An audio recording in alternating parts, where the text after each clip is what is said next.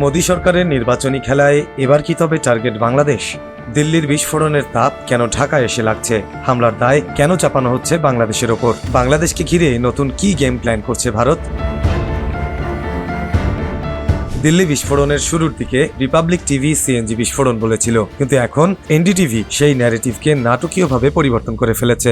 আবার বিস্ফোরিত গাড়িটি একজন মুসলিমের বলে প্রত্যক্ষদর্শীর বয়ানও প্রচার করছে এনডিটিভি। ভারতে যাই ঘটুক, দোষ যে ঘুরে ফিরে মুসলমানদের উপর আসবে সেটা সবাই জানে। তবে এবার ঘটনা অন্য কিছু, যা ভাবিয়ে তুলছে বাংলাদেশকেও। স্বরাষ্ট্রমন্ত্রী অমিত শাহর বক্তব্য এবং বডি ল্যাঙ্গুয়েজ বলছে, দিল্লি বিস্ফোরণকে এবার তারা রাজনৈতিকভাবে ব্যবহার করার পায়তারা করছে। আর সমস্যাটা এই হামলার দায় চাপানো নিয়ে। দিল্লির এই বিস্ফোরণের দায় দেওয়ার পরিকল্পনা রয়েছে পাকিস্তান এবং বাংলাদেশের উপর। আর দায় দেওয়ার পর সার্জিক্যাল স্ট্রাইকের মতো অপারেশন বা হামলা শুরু করা হলেও অবাক হবার কিছুই নেই।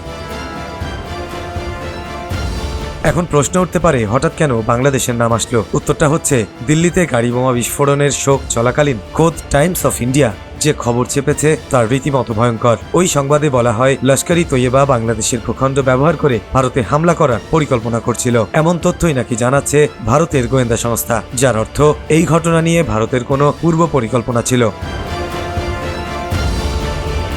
পাকিস্তানের আন্তর্জাতিক সন্ত্রাসবাদী সংগঠন লস্কর-ই তৈয়বার প্রধান হাফিজ সাঈদ বাংলাদেশের মাটি ব্যবহার করে ভারতে হামলার ছক কষছেন। এখন এমনটাই দাবি করছে ভারতীয় বিভিন্ন গণমাধ্যম। 11 নভেম্বর সন্ধ্যায় ঢাকার পররাষ্ট্র মন্ত্রণালয়ে সাংবাদিকদের এক প্রশ্নের জবাবে পররাষ্ট্র উপদেষ্টা তৌহিদ হোসেন বলেন, যাই কিছু ঘটুক না কেন, ভারতীয় মিডিয়া যে আমাদের উপর দোষ চাপানোর চেষ্টা করবে তা সবাই জানে, কিন্তু এটা বিশ্বাস করার কোনো কারণ নেই। কোনো সেন্সিবল লোক এটা বিশ্বাস করবে না।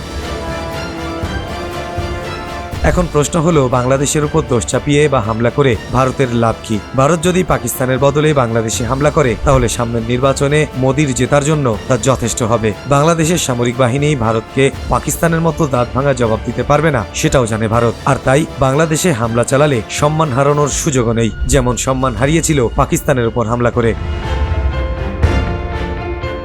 পরবর্তী নির্বাচনে জেতার জন্য নরেন্দ্র মোদী যে কোনো কিছু করতে পারে, আর তার অনেকগুলো হার্ড অপশনের মধ্যে একটা সহজ এবং ইজি অপশন হলো বাংলাদেশ। অপারেশন সিন্দুর যদিও সম্পূর্ণ আলাদা বিষয় ছিল, কিন্তু এর আগে নির্বাচনে জেতার পেছনে পাকিস্তানে তথাকথিত সার্জিক্যাল স্ট্রাইক চালানো গুরুত্বপূর্ণ ভূমিকা রেখেছে, এটা নিয়ে কারো কোনো সন্দেহ নেই।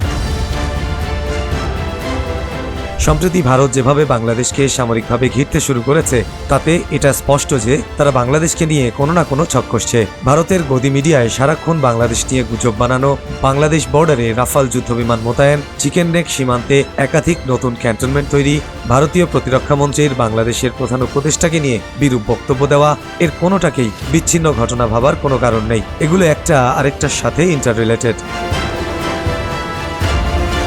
দেশের রাজনৈতিক বিশ্লেষকরা বলছেন, বাংলাদেশ যখনই সামরিক সক্ষমতা বাড়ানোর চিন্তা করেছে, তখনই ভারত ভেতরে ভেতরে আতঙ্কগ্রস্ত হয়ে পড়েছে। তাই আমাদের সামরিক গোয়েন্দাদের উচিত ভারতের প্রতিটি পদক্ষেপের ওপর আরও নিখুঁতভাবে নজরদারি করা।